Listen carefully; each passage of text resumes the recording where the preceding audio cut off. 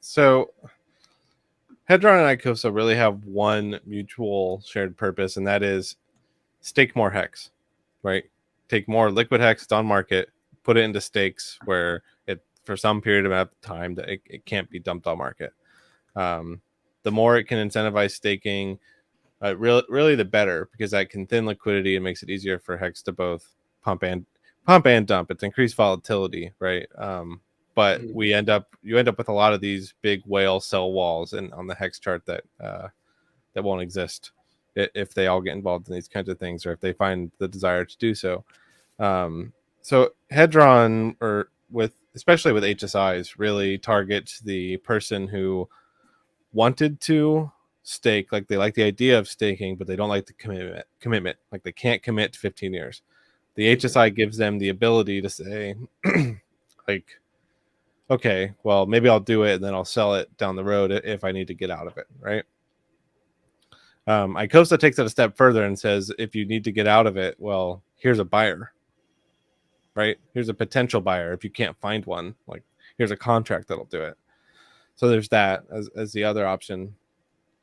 Okay. And these really just facilitate you not having to it's easier to make that kind of commitment, and it still has the net effect of removing hex from the market.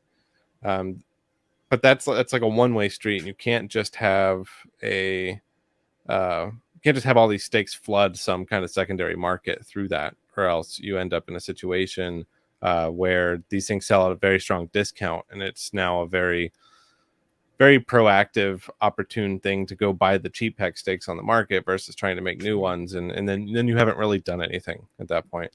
So that's why it feeds them into a liquidation market where people can use their free coins they minted from their hex stakes, because every single Hedron in existence came from a hex stake.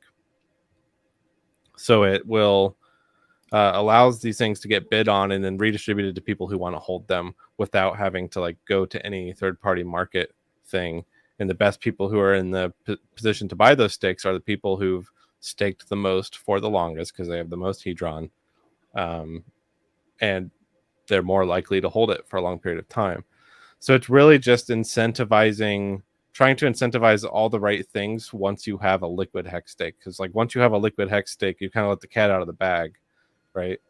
So you put up all these game mechanics for the liquid hex stake to incentivize the right things, and that's really the combination of Hedron and Icosa, is to incentivize those things.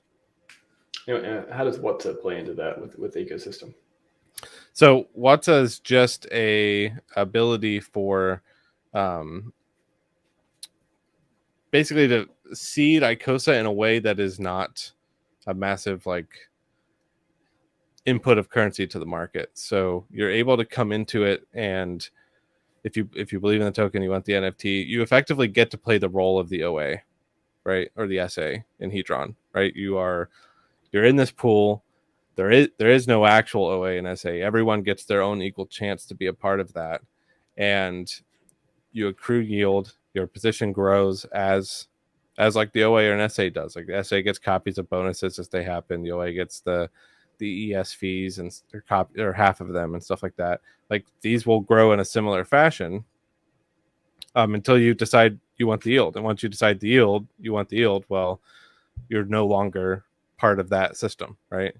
Like the OA and the SA, they don't really sell. So, that's the trade-off. It's this ability for everyone to kind of participate in being something like the OA and the SA, but with this kind of gamified system where there will be an ultimate winner of who held the longest. Okay. And anyone who didn't get that the first time, just go back. I mean, it's in the name. Yeah, we are all the SA. Yeah. Yeah. So the whole. Could you describe the Hedron ecosystem in general, including the other two? Is it just a way to de-incentivize liquid hex to make sure everyone's incentivized to stake in one way or the other? It just incentivizes staking at its core, and then on top of that, it gives you some interesting derivative products, right? So you get this token that essentially represents a share at one point in time, or specifically a B share at one point in time. And then with that token, you can sell it. You can use it to buy more hex stakes when they come up through liquidation. You're able to borrow it if the value incentive is there for you. So like one thing I really like is like Crypto Kool-Aid. I don't know if you know Crypto Kool-Aid, right? Yeah. So he likes to call Hedron like a shadow of a T-share, right? Yeah.